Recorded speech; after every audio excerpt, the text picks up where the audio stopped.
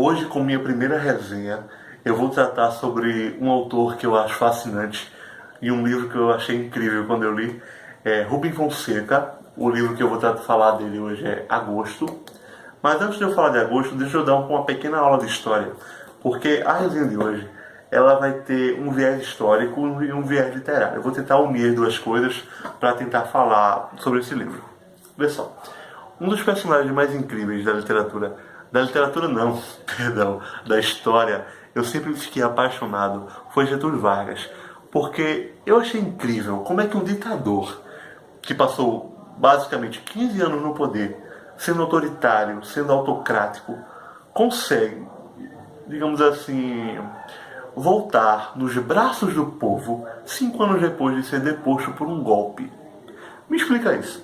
Claro, Getúlio Vargas fez muita coisa pelo povo. Ele é muito famoso pelas reformas trabalhistas e pelo direito ao voto feminino, entre outras coisas. O cara criou a Petrobras, ele criou deixa eu ver, a Eletrobras também, se eu não estou enganado. Foi outra aí também. Enfim, vamos ficar só na Petrobras, que é o que eu estou lembrado agora. Ele fez muita coisa. E você vê um cara que foi deposto por um golpe, ele volta 5 anos depois. E não pense que é porque ele queria realmente voltar. Segundo relatos, ele já estava na aposentadoria e foram buscá-lo para pedir para ele voltar para assumir o controle da nação de novo. Vejam só que ironia, né? Um cara que é deposto. Enfim.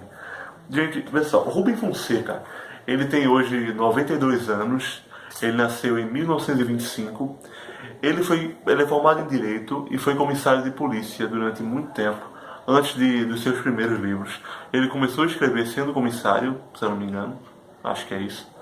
E, gente, a escrita de Rubem Fonseca, quem já teve a oportunidade de ler, sabe que ela é marcada pela violência, pelo erotismo, e ainda diria mais, Rubem Fonseca, ele é marcado pela realidade. Eu acho que isso é que é o mais assustador, porque ele já confidenciou em algumas entrevistas que muito do que ele escreve foi de coisas que ele presenciou, do que ele viu quando ele era comissário de polícia. Então você vê, é uma realidade mascarada. Enquanto não acontecer conosco, parece que não é real. Mas quando você lê o que ele escreve, você tem contato com isso, você sente o drama dos personagens, quando aquilo ali se torna realidade, e não uma realidade cotidiana, digamos assim, não uma realidade qualquer, você vê como o mundo é cruel, como a raça humana não presta, digamos assim. Mas são leituras muito boas, uma leitura que me convence de acreditar menos no homem, talvez, não sei. Vamos falar do livro agora. Gente, esse livro, ele traça um panorama sobre, não focado na vida de Getúlio Vargas. Ele descreve acontecimentos que ocorreram desde do atentado a Carlos Lacerda, na rua Toneleiros, em 5 de agosto, até o suicídio de Vargas em 24 de agosto de 1954. Isso não é spoiler, tá? Porque todo mundo sabe que Getúlio Vargas se suicidou. Tem gente que acha que tudo é spoiler, mas não. Getúlio se suicidou. Se você não sabe isso, é porque você não prestou atenção nas aulas de história. Por favor. Gente, vê só. Uma característica muito importante da escrita de Rubem Fonseca é que ele costuma colocar um alter ego seu nos livros. E isso ele faz com o Comissário Matos. Toda a história é desenvolvida a partir do ponto de vista desse personagem, que ele não está investigando algo muito grande, não. É o que os historiadores chamam, talvez, de história vista de baixo. Tudo aquilo ali, aquele rebuliço político está acontecendo, os relatos estão o tempo todo acontecendo, ele está presenciando tudo aquilo, mas ele está vendo a partir do ponto de vista dele, de um indivíduo, não de uma maneira geral. Ele está vendo de um olhar particular, de um olhar individual. Ele vê as notícias, outros personagens também vão conversando sobre o que está acontecendo. É muito importante a gente observar como os jornais influenciavam a opinião pública. Naquela época não tinha internet, não tinha as pessoas gravando no celular, não. A fonte de conhecimento, a fonte de informação, basicamente, são os jornais. E você vê como eles ditam a opinião popular. Como é muito difícil você ficar contra a fonte de informação. Hoje em dia fica contra não sei, a televisão, digamos assim, porque quem está no poder dita a verdade. Nesse caso, quem estava querendo tirar Getúlio Vargas estava ditando a verdade. E você vê que um presidente, a decadência do presidente, de um personagem muito querido a um personagem que, através, muito principalmente talvez, dos discursos de Carlos Lacerda, porque eu ouvi dizer que se Carlos Lacerda tivesse tido mais voz, ele tomaria nação só com as palavras. Para você ver o poder da palavra de Carlos Lacerda. É porque hoje, nós, enquanto estudantes de história, até mesmo estudantes do ensino médio, a gente tem uma noção do que é pintado apenas pelo... A gente só vê...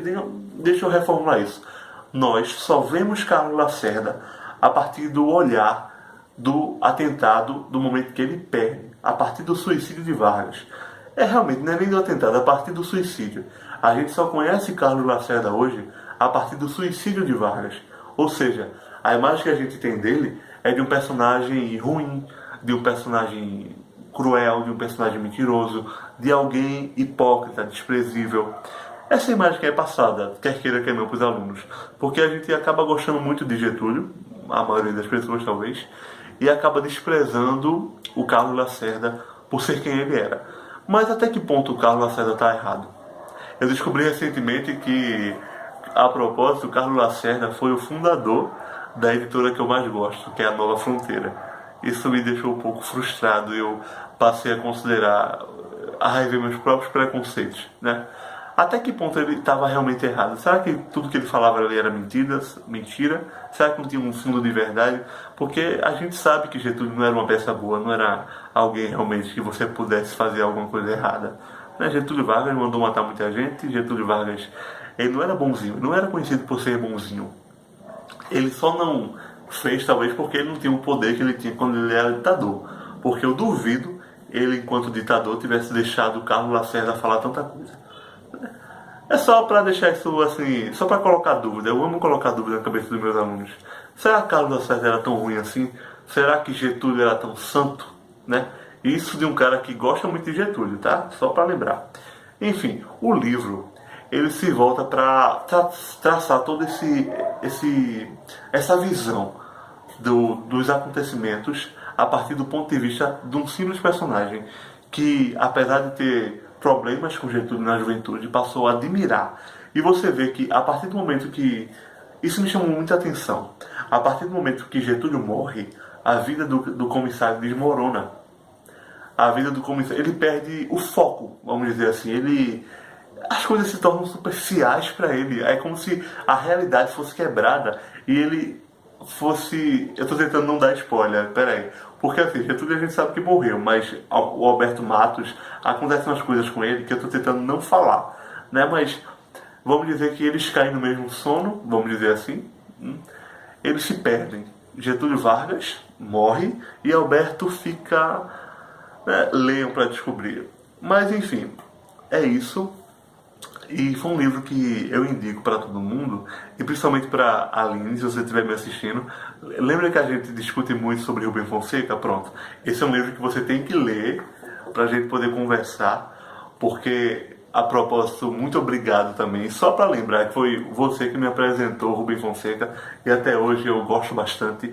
Né? Eu já comprei os livros dele, que Rubem Fonseca é, sem sombra de dúvida, um dos meus autores preferidos aqui no Brasil. Toda essa violência, todo esse drama, eu gosto tanto dessa realidade que ele traz. Mas enfim, pessoal, isso é a minha indicação da semana, tá? Esse livro aqui, ele me surpreendeu, porque eu confesso a vocês que eu esperava outra coisa. Eu esperava que ele focasse mais em Getúlio, mas eu gostei muito dele focar no ponto de vista de um personagem menor e mostrando tudo o que acontece, todas as desconfianças, principalmente as conversas de pessoas comuns. Gente que não está nem aí para Getúlio, gente que se importa muito, que a política é a coisa mais importante. Ai, gente, enfim, eu estou tentando não dar spoiler, como eu disse, mas a leitura é muito envolvente. Eu li esse livro aqui muito rápido. Assim, é porque eu sentei para ler ele poucas vezes. Mas das vezes que eu li várias páginas. É uma leitura muito boa. O Rubem Fonseca, ele escreve muito bem. Ele tem uma leitura muito fácil. E eu não indico isso aqui só para quem vai fazer vestibular, que precisa não. Mas para os alunos mesmo em escola. Se esse livro aqui estiver na sua biblioteca, ou você tiver contato e tiver algum interesse em Getúlio, em Carlos Lacerda, e tiver alguma curiosidade sobre esse período histórico, Leia esse livro que é muito bom. Lembrando que isso aqui é um romance histórico ficcional, ou seja, alguns personagens aqui são reais e a pesquisa de Rubem Fonseca é muito boa. Ele trouxe muita coisa verdadeira aqui, mas misturando com ficção. Então, não é que isso aqui aconteceu de verdade, tá? Isso aqui é uma ficção. Mas é muito bom, eu indico para todo mundo. E, gente, foi isso. Essa foi a minha primeira resenha. Eu vou ver que dia eu vou postar esse vídeo ainda, não me decidi.